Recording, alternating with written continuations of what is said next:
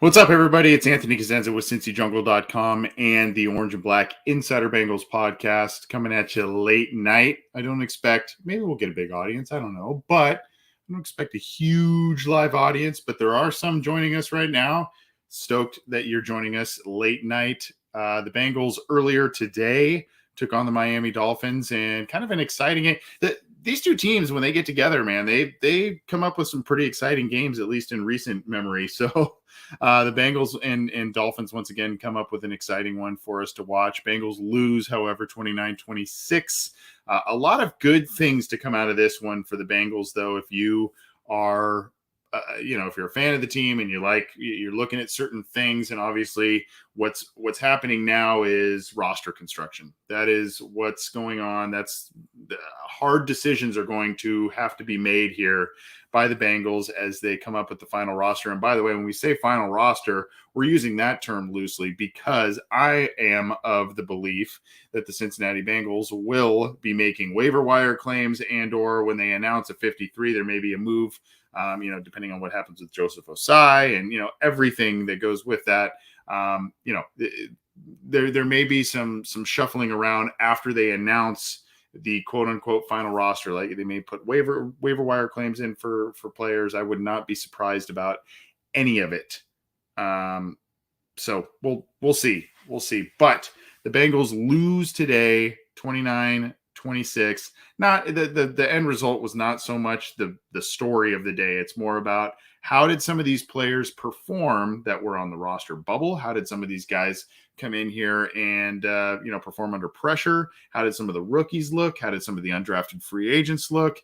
And who is doing enough to make a name for themselves going forward? So we're going to get to the box score and stats, which tell a big portion of the story, but not all of it. Obviously, there's more to tell. So we're going to go through that for a little bit. There are some other headlines and different things with the team coming from this game that we want to share with you.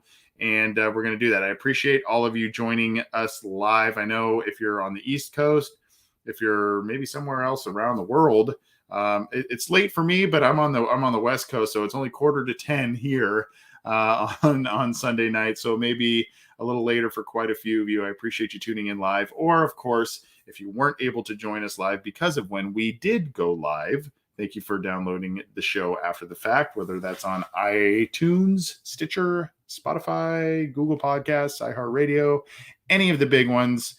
We appreciate that. And if you love our show, you want to make sure to check out all of the shows on the Cincy Jungle podcast channel. Subscribe to that on your favorite audio streamer.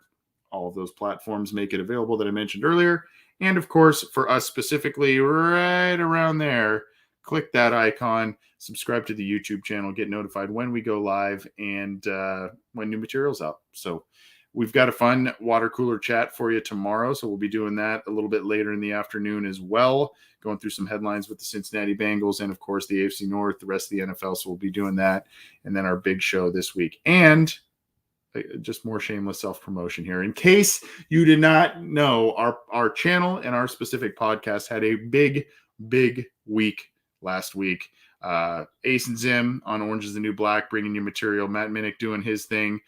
We were pleased to have a water cooler chat. We did a post-game show.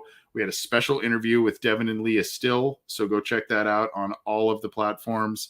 And we had our big show on Wednesday. And then, of course, we had another big show on Friday, listener questions live and a roundtable discussion with the guys from Locked On Bengals, Jake Liskow and James Rapine. So go check out all of those when you get a chance. All right, let's get to it. I'm done promoting all of the other things that we've been doing on the show, but hopefully you check out all that stuff that I mentioned.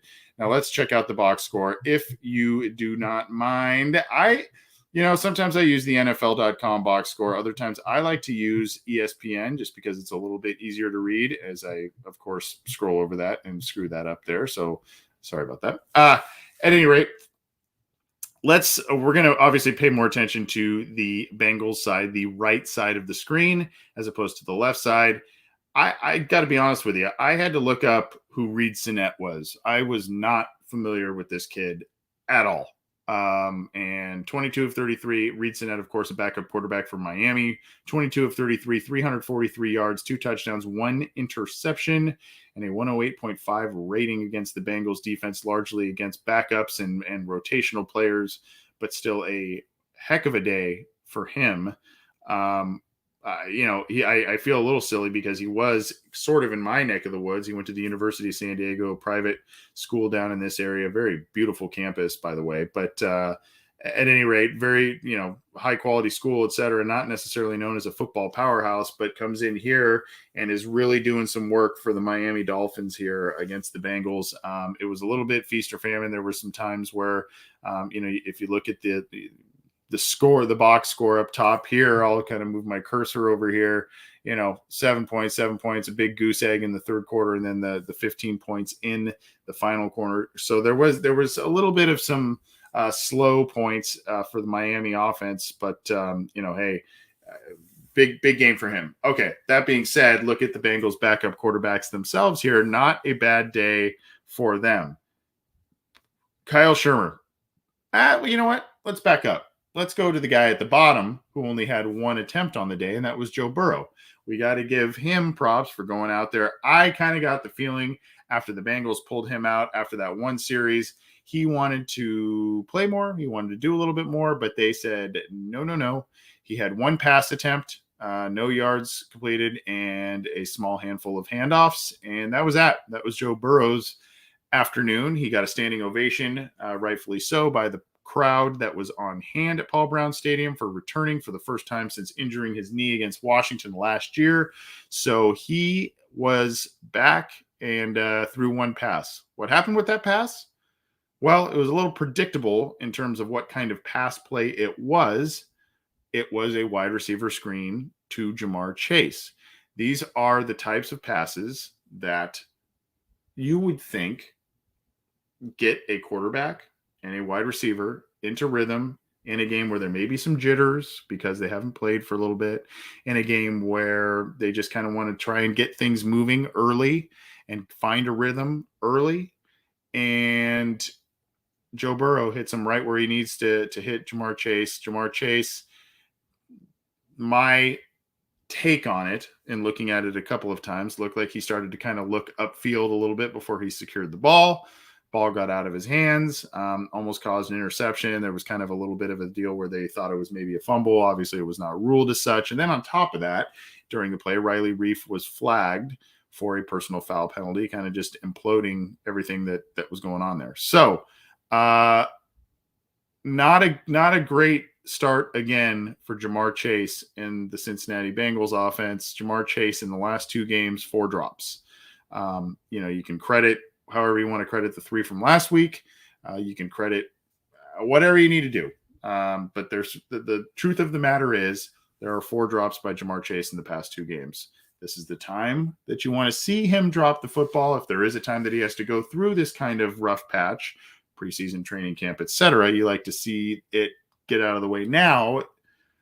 But this is lingering, and it's a little concerning. Now, Jamar Chase seemed to have a really good week of practice to respond to the rough game against Washington last week, but that didn't translate, at least in 1 pass attempt in this game. Now, again, there are people that are jumping off the ledge on this. There are people that are not. I'm not jumping off the ledge, but that doesn't mean that I'm not concerned about what I'm seeing out of Jamar Chase and then, what he means to this offense. There's a high probability that this offense and the passing offense will still center around Tyler Boyd and T. Higgins. That doesn't mean that Jamar Chase won't get his looks. That doesn't mean that Jamar Chase won't get his touches. That doesn't mean that Jamar Chase won't be a big factor in the offense, or at least the plans in it. But he needs to start catching the football point blank. And he needs to start inspiring some hope into the coaches. And now, going into that, I'm just going to stop real quick on the box score and relay and share a little article from cincyjungle.com.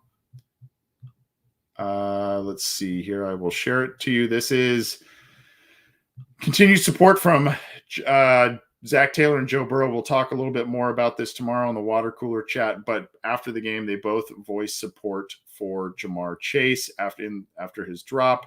You can see the tweet here from Jeremy Roush. Joe Burrow and Jamar Chase. I'm not worried about it. I know the kind of guy and player Jamar Chase is. That was the tweet there. And Ben Baby relays the quote. Ben Baby, of course, of ESPN, friend of our program. Zach Taylor, shrugging off any concerns about Jamar Chase's drops in the last 2 preseason games, said those who have been at practice, aka us, have seen some great plays from him. And that is particularly true this week. But it's the game. It's a game throw. It's something that would have been a play that would have just jump-started the offense, even if it was something that would have netted very few yards. It's a play. It's essentially a run play that is being, I mean, it's a pass play, but it's essentially supposed to work like a run play where you get a handful of yards out of it. You get put yourself in decent position, hopefully in second down, third down, get a handful of yards and keep moving forward. This is, I honestly think it was kind of a specifically designed pass play also to get the jitters out of both Joe Burrow and Jamar Chase early in this game, and it just did not connect. I don't want to just belabor this whole thing with Jamar Chase, but again, it's something that is going on now for 2 straight weeks. Jamar Chase had 2 straight games, rather. Jamar Chase had some issues with drops on Sunday following the Washington game, but then the rest of the week of practice supposedly did very, very well. There's been some great moments in camp from Jamar Chase. There's been some drops that have also been reported by Jamar Chase throughout camp. So got to get this out of the way. Got to get this out of the way now. And again, if this is when it has to happen, this is, I guess, the best time for this to happen at this point. But still concerning to say the least. Varying degrees of concern in terms of how fans maybe feel about it at this point, but that's kind of the issue there. Now, moving on from Joe Burrow, again, not much to report there, except for the fact that he was back. He threw a pass.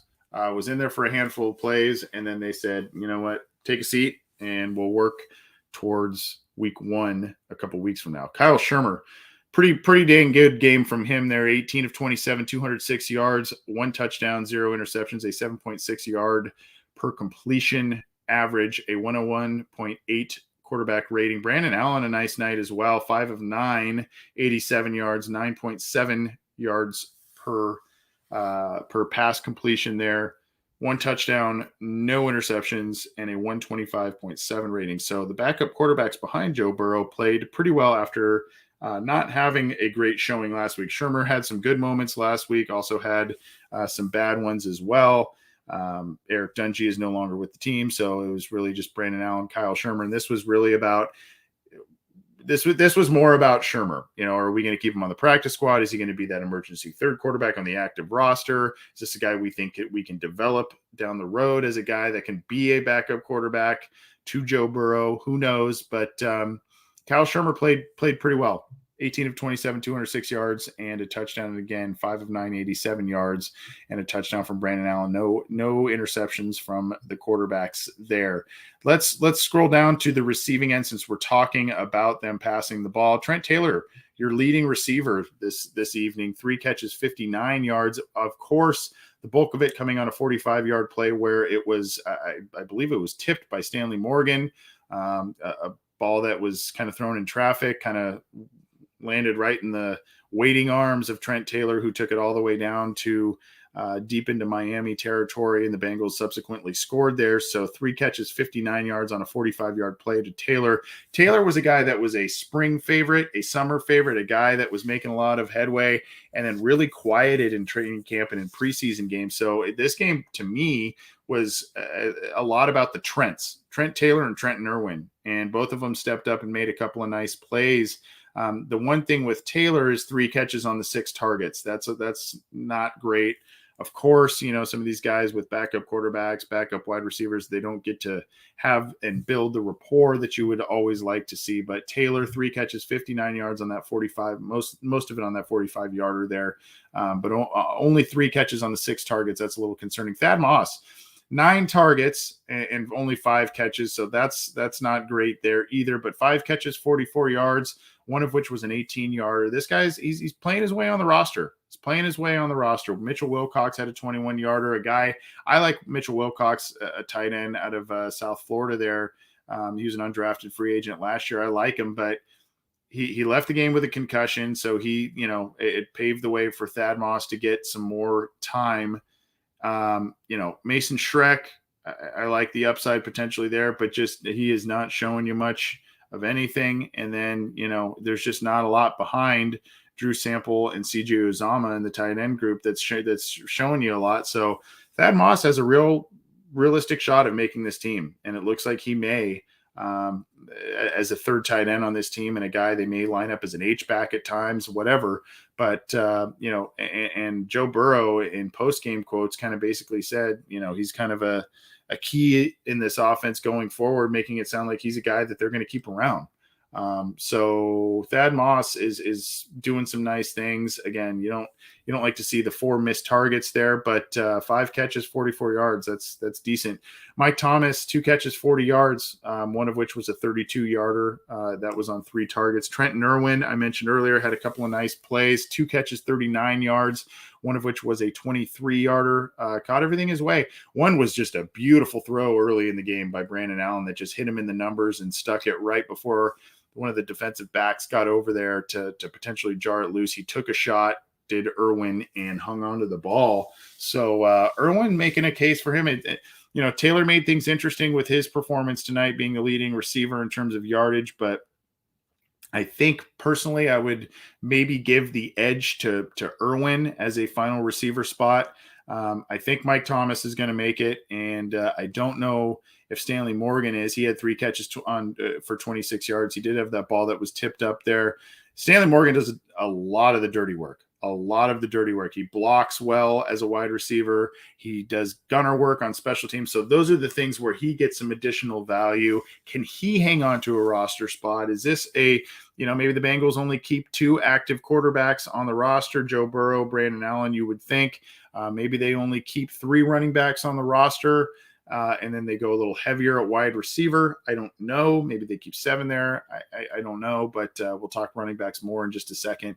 But an interesting and tough conundrum for the Bengals to figure out as final cuts loom here. Chris Evans, fun player. He's just becoming a really fun player. 1 catch, 29 yards, a great touchdown reception. Another really nice throw by Brandon Allen to him. Got it right in there, right before the safety came over. I believe Evans was lined up in the slot and just kind of shot up, did a little mini wheel route up the sideline, beat the defender. Allen dropped it in the bucket, and Evans caught it and jolted in the end zone there. So it was a nice play by him. A guy I think, by all stretch of the imagination should be making the roster as one of the final running backs there. I mentioned Morgan, 3 catches, 26 yards. Wilcox, the 1 catch for 21 yards before he left with an injury. Jarquez Patrick getting involved in the passing game as well. Did have a drop, kind of a tough ball, but 2 catches, 18 yards on 3 targets. Scotty Washington, the 1 catch for 9 yards, and it was a touchdown. Nice play by Shermer to find him late in the game. Washington's a guy that really intrigues me. He's a big guy. He's kind of a little Auden Tate-ish in terms of his size, maybe a little quicker, but still more raw. He doesn't quite have all the skills that Auden Tate does, but he's a big guy and should be a developmental guy. I don't think he has shown enough to keep him on the roster as of now, especially when you've got discussions surrounding Irwin, Thomas, Taylor, Morgan, some of those guys. But Washington should be a guy they keep around, hopefully on the practice squad, to develop a little more. Maybe he becomes a guy just because of his size that can be a niche player in the offense. Speaking of Auden Tate, 1 catch, 5 yards there. I think he took a shot on that one, if I remember correctly. So, but hey, he got up, he was fine. So Auden Tate, of course, is probably a lock to make the roster at this point. You would think he's probably the 4th guy coming off the bench there as a wide receiver, and probably should get a decent amount of looks in 4 wide receiver sets. Travion Williams back for the first time this preseason, 2 catches, 3 yards, nothing too special there. And then, of course, you see the Jamar Chase, 0 catches on the 1 target. Let's go up to the rushing game. Look, I want to say this. It's been a little inconsistent on the run game, but when you look at the bottom line there, 29 carries, 120 yards, and a 4.1 yard per carry average. Of course, by committee, there's 8 people that carried the football, and one of which was quarterback Kyle Shermer getting 3 of them. However, when you look at a team rushing statistic of over 100 yards and over 4 yards per carry, that's usually a pretty good indication of, you're scoring points and you're doing things pretty well on offense. And then, of course, another touchdown on the ground. But Williams, after being out of the lineup for the entire preseason, had 44 yards on the ground to go with those 2 catches. 9 carries, 44 yards, a 4.9 per yard per carry average. Jacques Patrick, 10 carries, 43 yards, just continues to do the tough work. A big guy. He did have the touchdown after the Trent Taylor catch that put him right near the goal line there. So he was able to punch it in, and he did have a long of a 15-yard run, as did Travion Williams. Evans, not so much. I mean, he had the big pass catch, not so much in terms of great play as a running back. He did have a nice 5-yard run about midway through the game, but 3 carries, 10 yards there, only a 3.3 yard per carry average. Shermer, 3 carries, 9 yards. Mixon, 1 carry, 5 yards.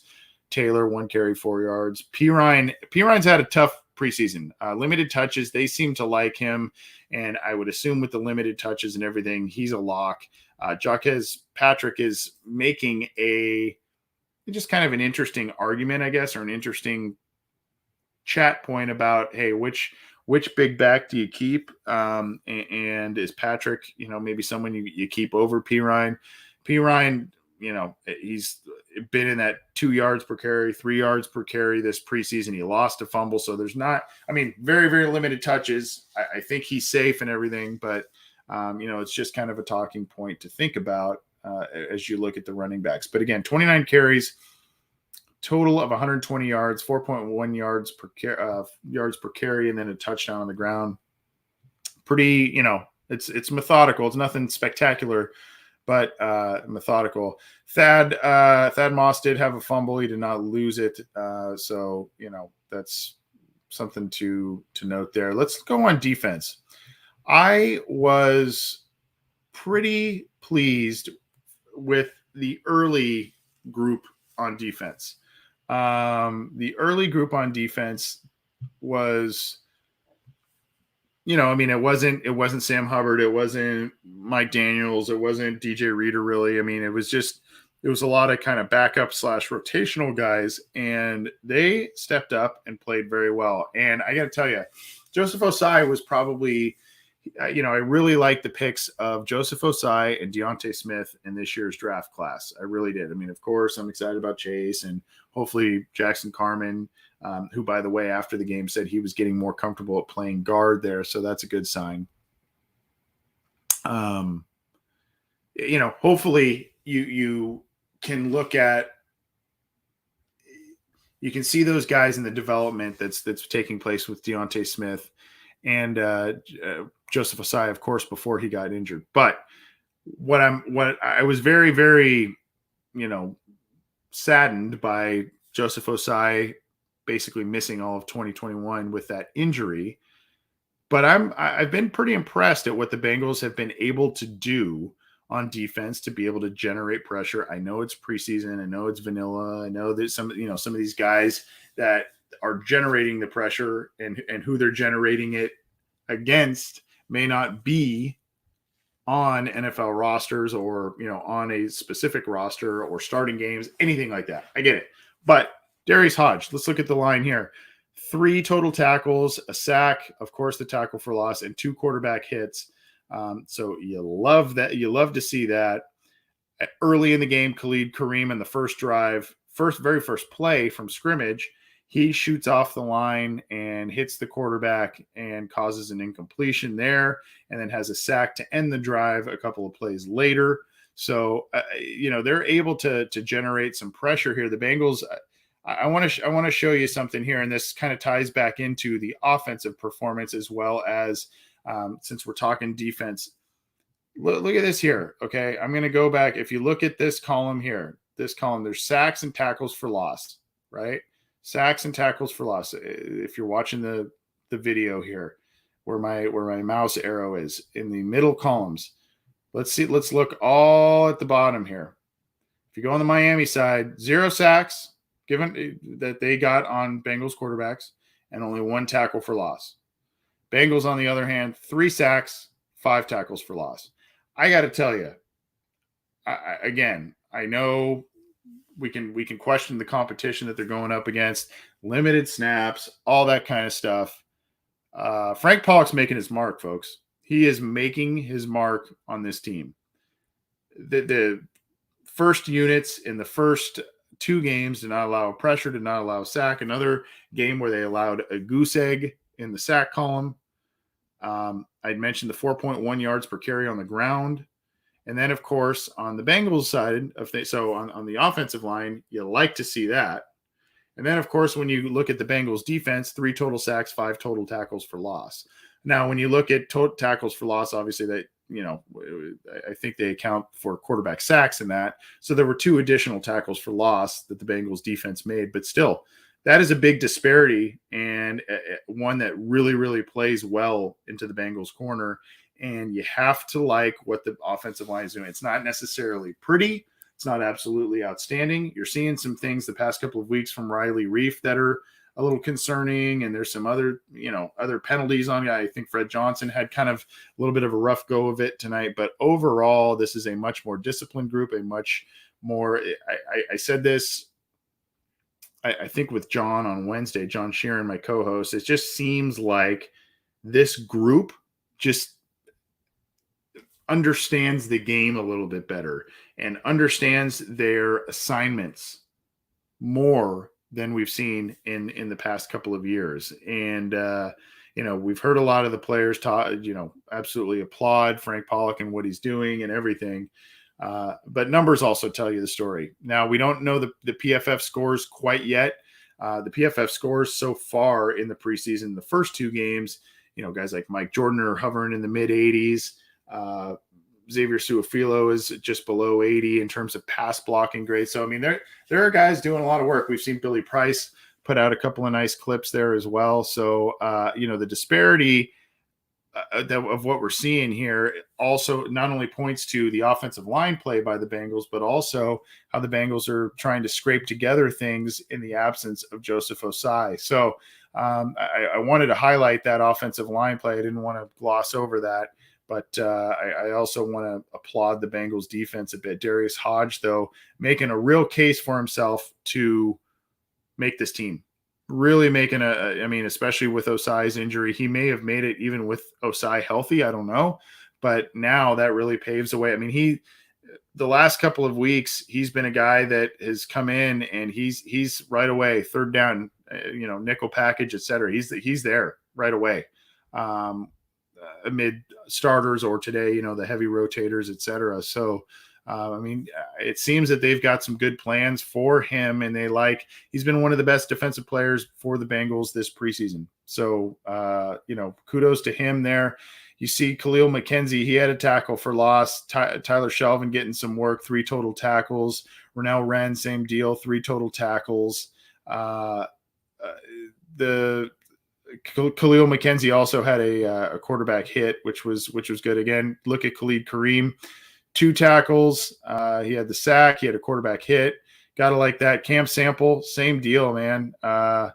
He had the 1 tackle, 1 sack. The quarterback hit. He's another guy that I think is going to be a very valuable player, especially in the wake of Ossai. It's kind of a bummer. The Bengals basically invested in 3 pass rushers in the draft, and 2 of which are gone for the year, Wyatt Hubert and Joseph Ossai. So Sample now is a guy that's going to be moved inside on some passing downs. He's going to be moved, outside here and there. He's really going to have to step up, and he's been one of the better defensive players in the preseason for the Bengals as well. So those are some of the things there. A little bit of a rough go of the back end units on defense, because as you see, fourth quarter they gave up 15 points. They're just kind of some fluky plays by Miami that ended up getting them the win. But the groups through, giving up 14 points through 3 quarters with kind of a patchwork group there.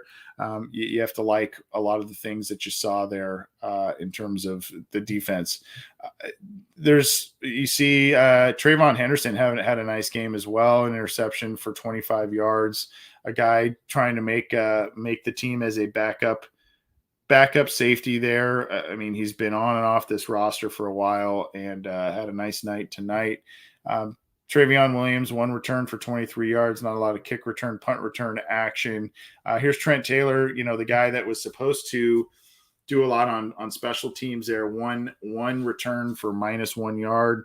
Darius Phillips did have a punt return, but it was, fair caught. So, nothing there. The kicking game, my, oh my, this might be the best story from the Bengals or the best performances from the Bengals in the preseason, how their kickers are playing. And you may say big whoop, but that is a big facet to a lot of different, a lot of different successes or failures, really, with a lot of different teams. And the Bengals, credit Randy Bullock. He had, for him, a good bounce back of the season at times last year after that debacle in week 1. But, at the end of the year, the writing was on the wall. The Bengals were kind of healthy scratching him and trying to see what they would get out of other kickers. And then, of course, they drafted Evan McPherson. What has Evan McPherson done this preseason? Oh, he's just been perfect. He's been absolutely perfect in the preseason for the Bengals. I'm going to play this one. This is Evan McPherson, and this is the Bengals Twitter account. I'm going to play this here. Sorry for the crowd noise. Let's start that one again. 57 yards right before the half. A little blurry. I apologize, but 57 yards, and he would have hit that from 65. I mean, it hooks, but the power on that, I mean, that was absolutely drilled. 57 yarder here from Evan McPherson, the Bengals day 3 pick at kicker. He is looking like a weapon. It's going to be, I don't want to jinx the poor kid. It seems like the job is his. It's going to be interesting. Inevitably, he will, as do all kickers, miss an extra point, miss a kick or whatever in the regular season. It's since he hasn't had that issue in a game in the preseason, it's going to be interesting to see how he can bounce back from that. I don't want him to experience that. I hope he kicks perfect, but sometimes rookie kickers and kickers in general, they just kind of like what Jamar Chase is. They get in a funk and it's a mental thing. But, right now, this kid is just playing extremely, extremely well. And kudos to Austin Seibert as well, who hit another field goal. And in all likelihood, you would think he's going to be playing somewhere. Very interesting situation playing out here. Did the Bengals try and do some weird poker game where they hang on to 2 kickers and try and deal one for a draft pick or another player or what have you? I don't know. But I don't think they're going to keep 2 kickers just based on the crowding of certain other position groups, but it's just kind of an interesting food for thought type of thing. If that's what they may do, I don't see it happening. I really don't. But the kicking game is looking quite strong for the Bengals, namely in Evan McPherson and what he will bring as a rookie. As a kicker. And, Mike Rawson here says, it's sad that our best player in this draft class is an injured Osai and our kicker. Yeah. But like I mentioned, Cam Sample is playing pretty well. I think Tyler Shelvin's going to have a role, particularly as you see the games develop against the AFC North and those teams wanting to run the ball late in the season, getting that big guy in there. That's going to be key. We don't know exactly what's going on with Deontay Smith and his role going forward, but he seems to be pretty promising. So there's some promising players. Jackson Carman he's still really young. He seems to kind of be on the upswing a little bit. Now we just got to get Chase catching and securing the football a lot better. And it sounds, just that. I mean, it's a big deal, but I think he'll be okay, but that needs to remedy itself pretty quickly. And there are other players in this draft class that will be contributing, just a matter of how and when, etc. So it does also seem to me that Kevin Huber will be the team's punter.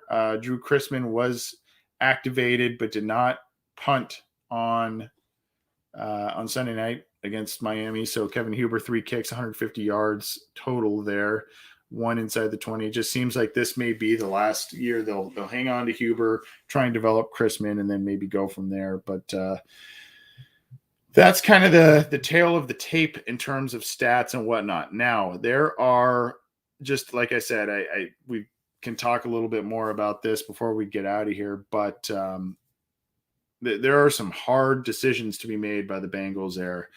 How deep do you go on offensive line, particularly in the interior? How deep do you go on the defensive line? And how can you generate a pass rush outside of Sam Hubbard, outside of Trey Hendrickson?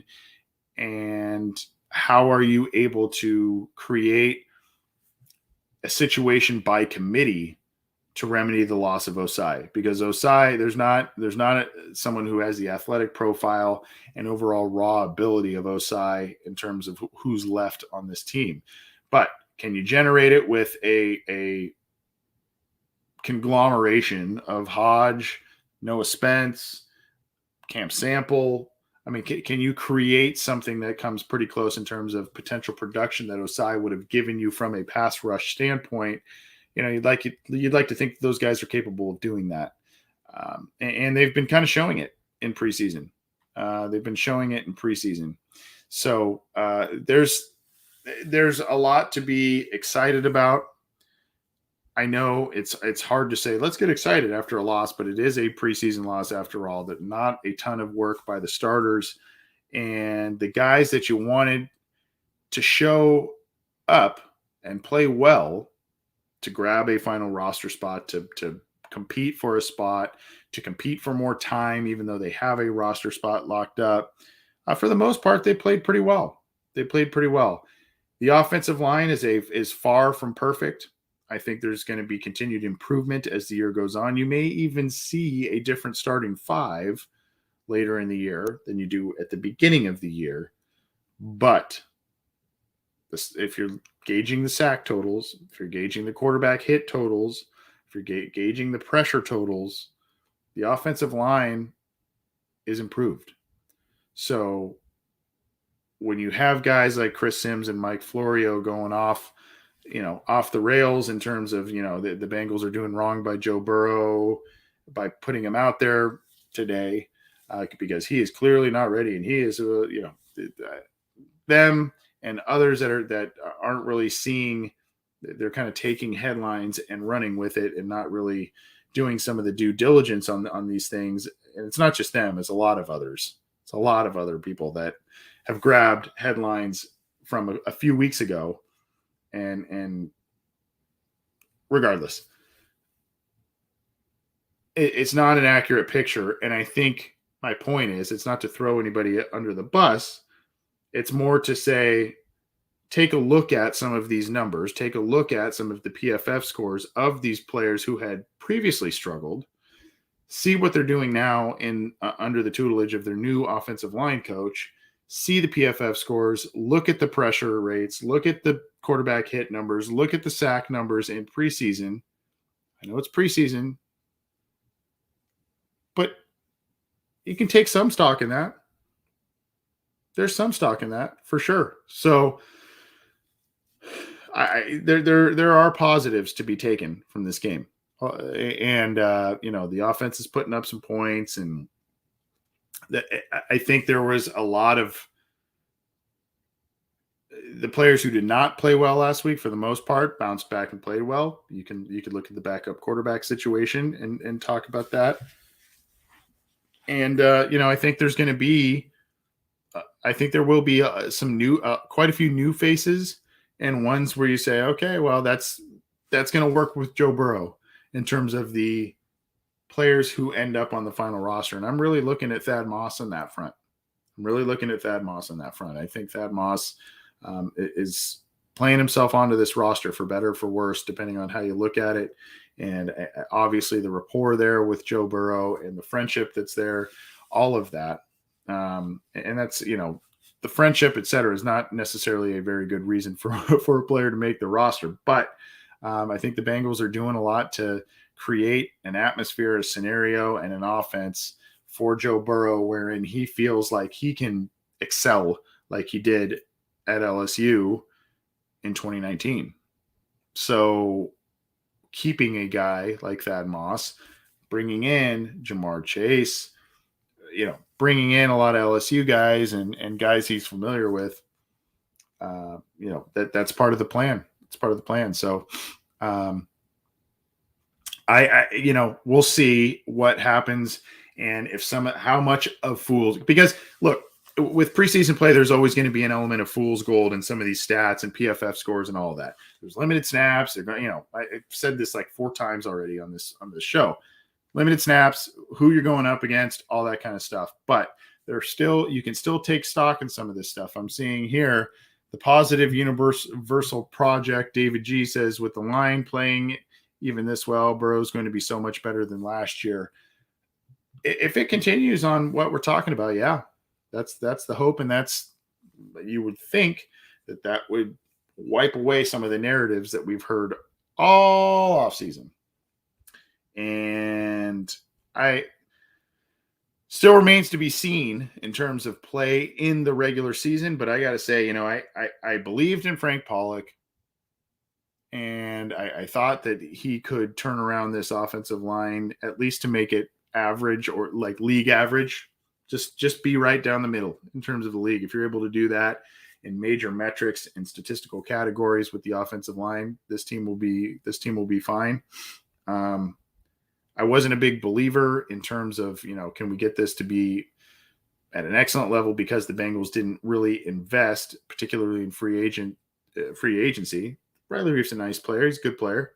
But they didn't go get the upper tier guards in free agency or whatnot.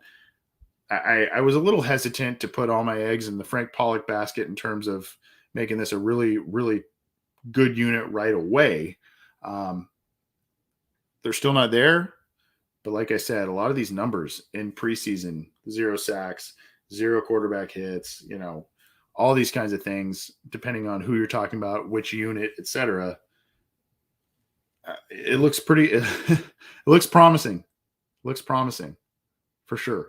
Looks promising. So, like I said, there are positives to be taken away from this, and hopefully we're able to do that. Even though the Bengals lost, there's going to be more coming down the pike in terms of final roster cuts and all kinds of different things. We'll get you covered on cincyjungle.com with all the news, opinions, analysis, etc. So definitely keep it there. We're going to be with you for just a couple more minutes talking about the Bengals 26-29 loss to Miami.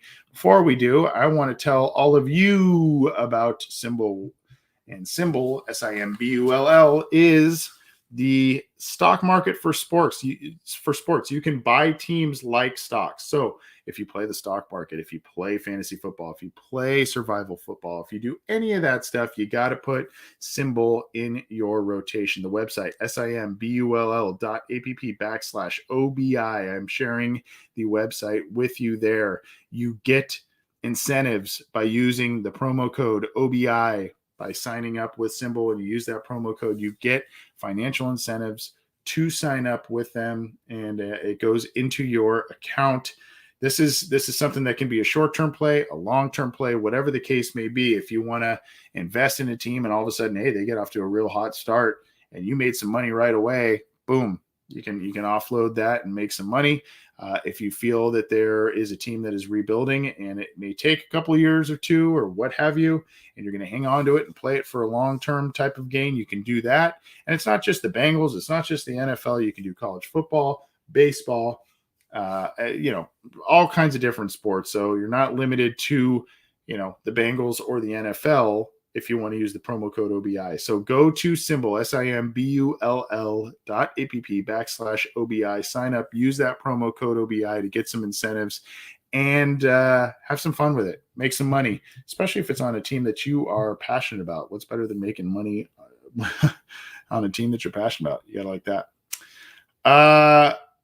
We're going to be here just a couple more minutes. We're going long and it's late. I appreciate it. We've actually got quite a few people tuning in live here for it being, 1:30 or so on the East Coast.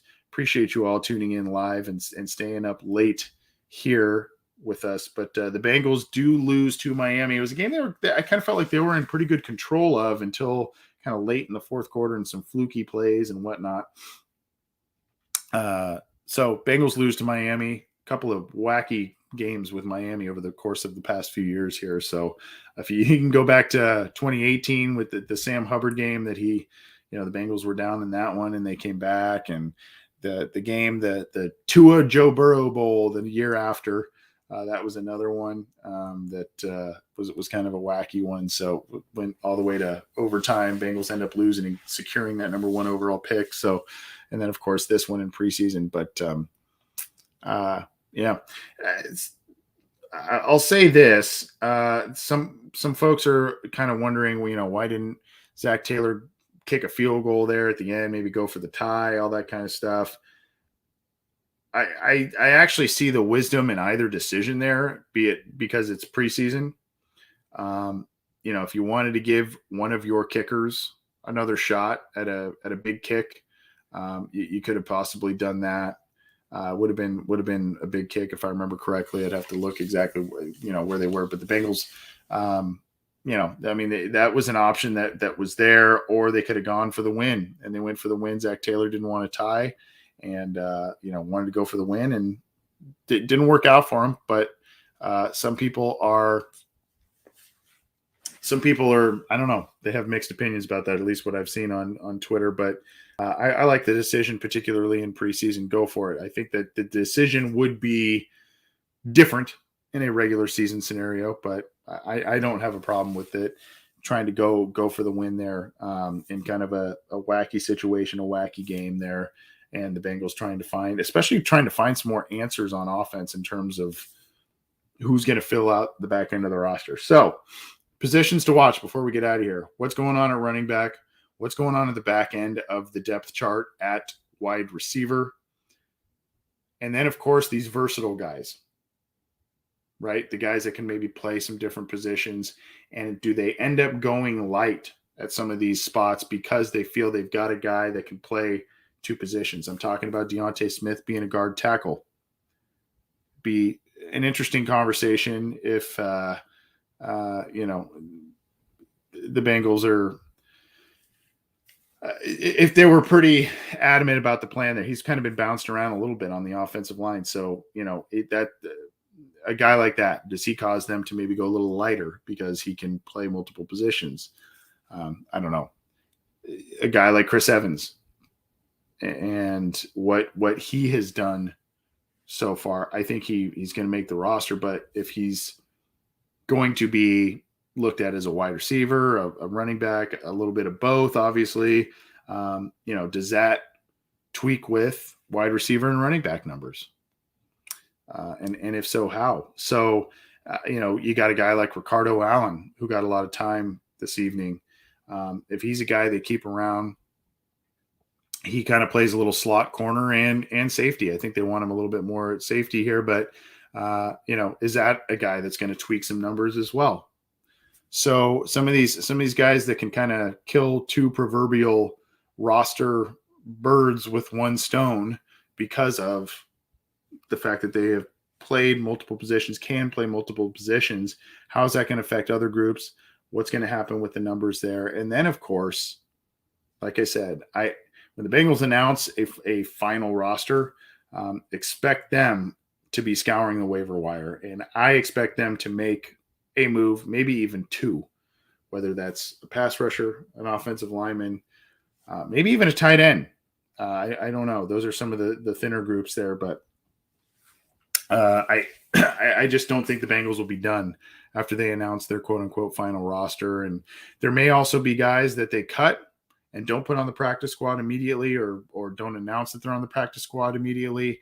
And because they make some other moves or what have you, then those guys, they kind of have a little handshake deal in place where they bring those guys back a little bit later. And I will say this is also the time of year that I've noticed, particularly with Bengal fans, where there is an overvaluing of players in terms of if they cut this guy, he's going to get scooped up right away. He's going to go on waivers right away. That just hasn't happened as much as we think that it does. It's happened, but it's not overly common. So if the Bengals don't keep a player that we all think is a valuable commodity, whether it's a developmental project or whatnot, let's not knee-jerk reaction and say, oh, they blew it. This guy's going to be scooped up right away, whatever. It's possible, but we've seen the Bengals be able to bring back a lot of these guys that they cut onto the practice squad, maybe onto the active roster a little, we've seen it time and time again. So let's not fly off the handle. I don't know. I mean, if you want to fly off the handle, go for it. But I would recommend you just kind of sit and wait and see how things play out. But at any rate, that's going to do it for us on the post-game show. Thank you, everybody, for joining us late. If you're joining us live, thank you for tuning in. Thank you for downloading after the fact. And keep it to Cincy Jungle for all the Bengals roster news. All of that, we've got you covered there. We've got a water cooler chat for you tomorrow afternoon. We've got our big show on Wednesday and much, much more coming at you. Of course, keep it to Cincy Jungle, like I mentioned, and subscribe to the podcast channel. Subscribe to our YouTube channel for all the content. Appreciate you all tuning in. Have a good start to your week, and we will see you soon. Take it easy.